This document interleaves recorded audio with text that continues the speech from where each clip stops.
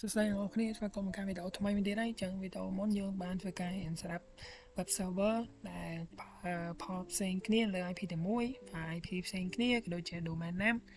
ទៅលើពី website ផ្សេងគ្នានៅលើ server របស់យើងហើយក៏យើងបាន generate នៅ self signature certificate ដោយខ្លួនឯង self sign certificate ដោយខ្លួនឯងនៅលើ Linux របស់យើងដែរអញ្ចឹងនៅវីដេអូនេះគឺយើងមកធ្វើអញ្ចឹងដូចគ្នាតែគ្រាន់តែ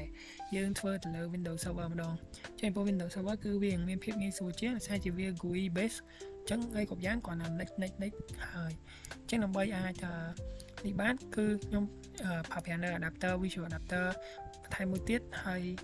ដើម្បីធ្វើឲ្យវាមាន IP 2ផ្សេងគ្នាសម្រាប់ធ្វើការ test នៅពេលដែលយើងចង់ access ទៅយើងចង់ hold website នៅលើពី IP ផ្សេងគ្នាអញ្ចឹងទៅអញ្ចឹងពេលដែលយើងបើកWindows Server របស់យើងគឺយើងនឹង load manager អញ្ចឹងដើម្បីសម្រាប់ web server បានយើងត្រូវ install នៅ feature មួយយើង click next រហូតមកយើងកន្លែង web server IIS នេះគឺជា web server របស់ Microsoft អញ្ចឹងយើងគ្រាន់តែ click ហ្នឹងហើយយើង next ទៅហើយយើង click install ទៅខ្ញុំហងចាំវាពេញគឺយើងនឹងទទួលបាននៅ IIS នេះមួយហើយអញ្ចឹងចំណុចបន្តមកទៀតគឺយើងត្រូវ copy នៅ file website របស់យើងតែដោយសារតែខ្ញុំ copy ហើយខ្ញុំបានខ្ញុំ save វាទៅដាក់នៅក្នុង iNetPub នេះវិញអញ្ចឹងកន្លែងដែល website ផ្ទុកគឺនៅកន្លែងនេះតែខ្ញុំសូមដាក់វានៅខាងនេះចុះភាសានេះគឺជា default របស់វាមានlogin time អីរបស់វាផ្សេងអញ្ចឹងយើងយកមកដាក់នៅខាងនេះទៅអញ្ចឹងបន្តមកទៀតយើង click ទៅលើកន្លែង tool នេះហើយយើង select យក Internet Information Service Manager ហ្នឹង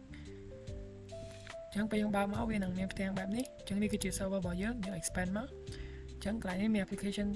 tool និង site អញ្ចឹងចំពោះ site គឺយើងធ្វើការសម្រាប់បង្កើត website អញ្ចឹងដើម្បីបង្កើតបានយើង right click add website ទៅហើយ site name នេះយើងដាក់ឈ្មោះ web1 អញ្ចឹងទៅហើយយើងធ្វើការ browse ទៅកាន់កន្លែងដែល website យើងនៅអញ្ចឹង web1 នេះ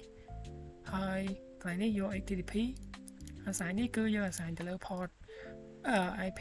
139ហើយ port 80អញ្ចឹងកន្លែង host name នេះគឺយើងអត់តន់ធ្វើការដាក់ទេដោយសារតែយើងចង់ធ្វើការ access ទៅកាន់ server របស់យើងដោយប្រើប្រាស់ IP ជាមួយនឹង IP ដូចគ្នាហើយនឹង port ផ្សេងគ្នាអញ្ចឹងនេះគឺ port 80យើងបានមក website ហើយអញ្ចឹងយើងធ្វើអញ្ចឹងដែរដើម្បីបង្កើត website មួយទៀត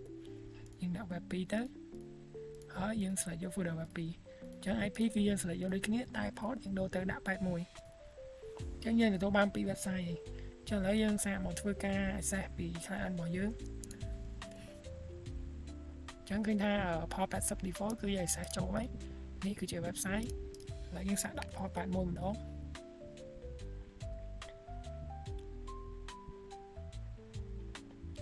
ប្រហែលជាខ្ញុំភ្លេចឲ្យវា listening នៅ port 81ហើយចាំមើលខ្ញុំទៅ check មើលសិនដឹងហើយដោយសារតែប្រហែលជាយើងអត់បើកនៅ firewall ដើម្បីឲ្យ outbound យើងនៅ port 81ហ្នឹងចូលមកកាន់ server អញ្ចឹងខ្ញុំធ្វើការបង្កើតនៅ rule ថ្មីហើយយើង select យក port នេះដល់មកខ្ញុំ specify port TCP 81ហើយ allow connection ច្រើននេះគឺយើងទុក default អញ្ចឹងហើយ allowed web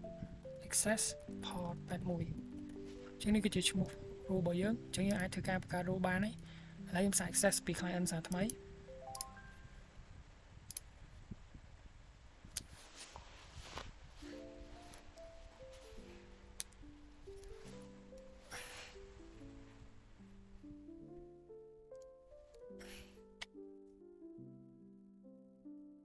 ចាំផ្លែមើលវាដើរអត់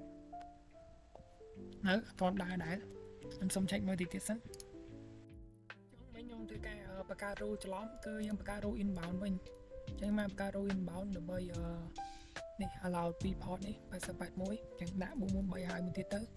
សារទៀតយើង configure HTTPS អញ្ចឹងឥឡូវយើងមើលមួយ client គឺយើង access បានហើយគឺនៅលើ port 81ហើយនិង port 80អញ្ចឹងនេះគឺជាពី website ផ្សេងគ្នាដែលខ្ញុំបានបង្កើតដាក់នៅលើ Windows Server របស់យើងចឹងឥឡូវយើងមកធ្វើការconfig នៅ PIP ផ្សេងគ្នាម្ដងអញ្ចឹងយើងអត់ប្របាក់ទេយើងគ្រាន់តែចូលមកកាន់ web 2របស់យើងដោយសារតែ web 1យើងបានដាក់នៅលើ IP 39ហើយនឹង web 2ដាក់នៅលើ139ដែរប៉ុន្តែយើង copy port អញ្ចឹងគ្រាន់តែ click មកលើ binding នៅលើ site web ទី2នេះតាមទីយើង click ទៅលើ existing configuration ហើយ select edit មកកន្លែងនេះយើងដូរមក port 80វិញតែកន្លែងនេះយើងជ្រើសរើសយក interface មួយទៀតដែលមាន IP 140 ជាងគ្រាន់តែ close វាមកហើយយើងធ្វើការ restart នៅ website អញ្ចឹងកន្លែងនេះពេលយើង access ទៅ port ពេលយើង access ទៅ IP 140គឺវាអត់ទាន់ដើរចាំមើល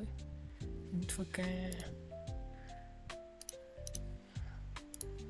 restart នៅ server របស់យើងមកនេះអញ្ចឹងឃើញថាវាដើរហើយ140គឺយើងចូលមក website ទី2 139គឺយើងចូលទៅ website ទី1អញ្ចឹងនេះគឺជារបៀប config ពី website host ពី website ផ្សេងគ្នានៅលើ IP ផ្សេងគ្នានៅលើ Windows Server ចាឥឡូវយើងចូលមកដល់ជា domain ម្ដងតែខ្ញុំធ្វើការ resolve ដូចជា Linux អញ្ចឹងយើងធ្វើ DNS resolve ទៅលើ file host អញ្ចឹងអត់ពិបាកទេគ្រាន់តែធ្វើដូចមិញទេយើងចូល website ទី1យើងចុច binding អញ្ចឹងកន្លែងយើង edit កន្លែងនេះយើងគ្រាន់តែថែមនៅ host name របស់យើងមកអញ្ចឹងនេះគឺ web 1តទៅទៀតមកកាន់ website ទី2គឺយើងធ្វើអញ្ចឹងដូចគ្នាខ្ញុំសូមធ្វើការដូរ IP ទៅដាក់ដូចគ្នាដោយសារតែខ្ញុំស្រួលសរសេរនៅលើ host file អញ្ចឹងយើងហើយយើងគ្រាន់ restart server របស់យើងមួយមកអញ្ចឹងយើងមកកាន់ host file របស់យើង host ម៉ាស៊ីនរបស់យើងហើយយើងចូលទៅកាន់យើងអាចបើក notepad យកមកក៏បានដែរតែយើង run ជា administrator ហើយបើ close កន្លែងនេះយើង open ទៅកាន់ host file របស់យើង drive C Windows system 32 driver ECT ហើយយើង URL file យើងបើក host មកចានេះគឺជាអាចារ្យរបស់ខ្ញុំអាចលុបវាចោលដាក់ជាមួយនឹង IP Windows Server គឺ web1.com ហើយនឹងមួយទៀត web2.com ចឹងធ្វើការ save វាមកហើយយើងសារ access តាម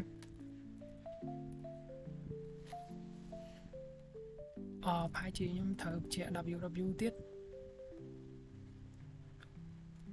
ចឹងពាក់ព័ន្ធមួយ host file គឺដូចមិញដោយសារកន្លែង host name គឺយើងដាក់មាន w ចឹងយើងសាក save ម្ដងទៀត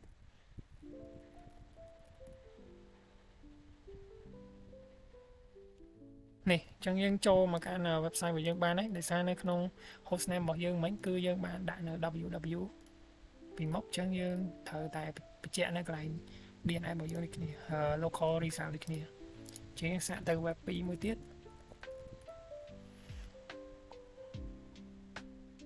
ចឹងឃើញថាវា work ហើយ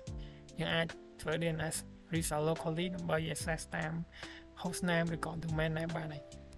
ចឹងចុងក្រោយគេគឺពាក់ព័ន្ធទៅនឹងការបង្កើតនៅ certificate ដើម្បីអនុញ្ញាតឲ្យ website របស់យើងប្រើនៅ HTTPS protocol ជាដើម្បីបង្កើតបានយើងចូលមកឡើង server របស់យើងមកហើយកន្លែងនេះ server certificate នេះហើយយើង open feature មកកន្លែងនេះយើង click យក create self sign certificate ចឹងយើងដាក់ឈ្មោះសម្រាប់ certificate មកហើយ self sign cert យើងប្រើសម្រាប់ web hosting តមកទៀតគឺហើយតែប៉ុណ្ណឹងអញ្ចឹងយើងធ្វើការimplement ចូលទៅកាន់ web server របស់យើងដោយយើងចូលមកកាន់ web server មកហើយយើង click ទៅលើ binding ដដែលហើយយើង add ថ្មីហើយយើង select យក HTTPS តាមមកកន្លែង IP គឺយើង select យកនេះហើយ port នេះអញ្ចឹងកន្លែង host name គឺ web1.com ហើយយើង select យកនៅ my sign cert នេះចានេះគឺយើងទុក default ចឹងហើយយើងមិនព្រីទេយើង OK មកអញ្ចឹងយើងនឹងបាន port 443ហើយ type HTTPS ដែលយើងប្រើប្រាស់នៅ my sign cert មិញហ្នឹងអញ្ចឹងឥឡូវយើងធ្វើការ access ពី client របស់យើងទៅដើម្បីចង់ដឹងថាតើវាទទួលបាននៅ HTTPS protocol អត់យើងធ្វើការ specify ទៅអញ្ចឹងនេះយើងឃើញថា self sign certificate របស់យើងបានជោគជ័យហើយចាឥឡូវធ្វើការបង្កើតមួយទៀតសម្រាប់ host មួយទៀតប៉ុន្តែមិនបាច់ទេយើងអាចប្រើតែមួយមកក៏បានដែរយើងចូលមក binding មកយើងយក type HTTPS port នេះបន្តមកទៀតយើង www.web2.com យើង select យក certificate ដែលយើងបាន generate មុនហ្នឹងហើយយើង close មកយើងសាកចូលទៅកាន់ web 2វា load connection នេះ private ដោយសារតែ certificate ដែលយើង generate មកខ្លួនឯងគឺ browser វាអត់ស្គាល់ទេវាអត់ដូច website ដែលគេប្រើប្រាស់នៅ certificate authority ដែលwell known ឬក៏ល្បី browser គេធ្វើការ whitelist ទៅកាន់ system របស់គេអញ្ចឹងអានេះដោយសារយើង self sign អញ្ចឹងគឺ browser វា warn យើងអញ្ចឹងទៅចឹងអាច proceed មកបានអញ្ចឹងឃើញថា website ទាំងពីរយើងបានប្រើប្រាស់នៅ HTTPS protocol ដែលវាធ្វើការ encrypt communication ពី client ទៅកាន់ server តែគ្រាន់ថា browser វា warn យើងថា not secure អញ្ចឹងទៅអញ្ចឹងការបង្កើត website នៅលើ Windows Server ក៏ដូចជាបង្កើតនៅ self sign certificate ហើយនឹង config ពាក់ព័ន្ធនឹង IP port និង domain បានមកដល់ទីបញ្ចប់ហើយសូមអរគុណអ្នកនរគ្នាបាយបាយ